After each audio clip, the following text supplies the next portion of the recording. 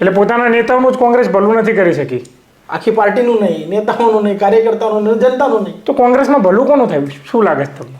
તમે સત્તામાં નથી આવતા, તમારી પાર્ટીની પબ્લિકમાં પેટ નથી, પાર્ટીથી પબ્લિક નારાજ છે. આવી પરિસ્થિતિમાં તમે તમારી જવાની વેડફી રહ્યા છો એવું તમને એક ક્ષણે અહેસાસ થાય, એક ક્ષણે તમે પાર્ટી છોડી દો અને અમે એ પાર્ટી છોડી દઈશું, તો પાર્ટીનો ગ્રાફ નીચે જઈ રહ્યો છે. કોઈ નેતા સ્વીકારતા નથી તો શું કરે? એવા અમારા જેવા યુવાનોનું શું થાય? એટલે યુવાનોને ત્યાં કરિયર પણ નથી. યુવાનોની કોઈનું, એક આખી પેઢી ગરડી થઈ ગઈ કોંગ્રેસ પાર્ટીમાં. હવે થોડો વ્યક્તિગત સવાલ કરું કે તમે કોંગ્રેસમાં રહ્યા, બહુ વર્ષો સુધી તમે કોંગ્રેસમાં કામ કર્યું, હજુ ભાજપની અંદર શરૂઆત છે તમારી અને ખૂબ સારું કરી રહ્યા છો તમે. તો કોંગ્રેસમાં સારું હતું કે ભાજપમાં સારું લાગી રહ્યું છે? કારણ કે અત્યારે ભાજપમાં તમને જવાબદારી મળી રહી છે, કોંગ્રેસમાં હોદ્દા અને પદ પણ મળતા હતા. જો અમારી 7 પેઢીમાં કોઈ રાજનીતિમાં નથી. દાદા ખેડૂત હતા, ફાધર પોલીસ કોન્સ્ટેબલ હતા, એટલે ગળથુથીમાંથી રાજકારણ નથી મળ્યું. કોલેજમાં હતા ને અમે પાર્ટી સિલેક્ટ કરી. આપણે જ્યારે સમાજ સેવા અથવા કોઈને મદદરૂપ થવા માટે જ્યારે જાહેર જીવનમાં આવ્યા હોઈએ ત્યારે તમે કઈ પાર્ટી સાથે જોડાયેલા છો એ મહત્વનું છે. કોંગ્રેસ પાર્ટી આ દેશને આઝાદી અપાઈ એવું અમે માનતા. પછી જેમ જેમ કોંગ્રેસમાં સક્રિય થયા તેમ ખબર પડી કે જે નેતાઓએ આઝાદી અપાઈ હતી એને તો કોંગ્રેસે કોરણે મૂકી દીધા. 1969માં જે કોંગ્રેસના 2 ભાગ થયા એ આઝાદીના બધા જ નેતાઓ કોંગ્રેસથી વિમુખ થઈ ગયા. અને અત્યારે એક જ પરિવારનું શાસન, એક જ પરિવારની ઈર્દ ગિર્દ આખી કોંગ્રેસની રાજનીતિ થાય. એમાં અમારા જેવા સામાન્ય ઘરના યુવાનો જેને કોઈને મદદરૂપ થવું છે, કોઈના ભલા માટે કામ કરવા છે, તમે સત્તામાં નથી આવતા, તમારી પાર્ટીની પબ્લિકમાં પેટ નથી, પાર્ટીથી પબ્લિક નારાજ છે. આવી પરિસ્થિતિમાં તમે તમારી જવાની વેડફી રહ્યા છો એવું તમને એક ક્ષણે અહેસાસ થાય, એક ક્ષણે તમે પાર્ટી છોડી દો અને અમે એ પાર્ટી છોડી દીધી.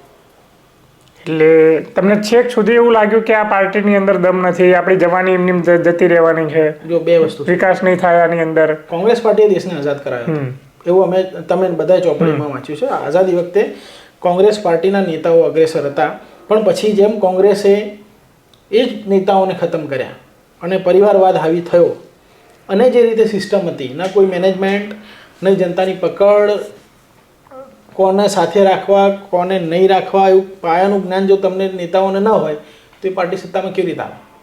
આટલા વર્ષથી ગુજરાતમાં કોંગ્રેસ પાર્ટી સત્તામાં નથી. દિવસે ને દિવસેનો ગ્રાફ ઘટતો જાય છે. અમે જે દિવસે પાર્ટીમાં જોડાયા હતા 2003-4માં ત્યારે જેટલી સીટો હતી એનાથી 10મા ભાગની સીટો થઈ ગઈ 2022માં. તો પાર્ટીનો ગ્રાફ નીચે જઈ રહ્યો છે.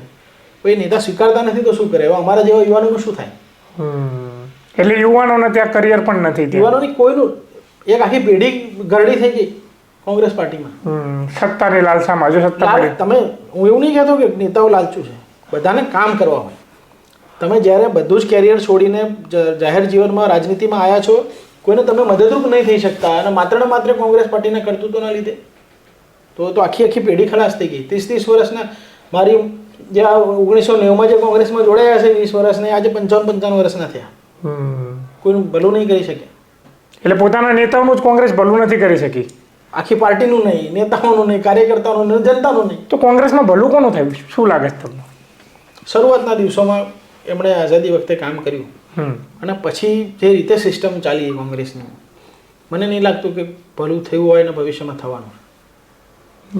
જી ધન્યવાદ, આપનો ખૂબ ખૂબ આભાર જે અમને સમય આપ્યો હતો એ બાબતે. સાથીઓ, વાવ વિધાનસભાની ચૂંટણીની અંદર જે પરિણામ આવ્યું એ બાબતે તમારું શું કહેવું છે અમને કોમેન્ટમાં જણાવજો. ગુલાબસિંહના અહંકારે એમને હરાવ્યા છે કે સ્વરૂપજીની સાદાઈએ એમને જીતાડ્યા છે? જોતા રહો ક્રાંતિમાર્ગ, ઇન્કલાબ જિંદાબાદ.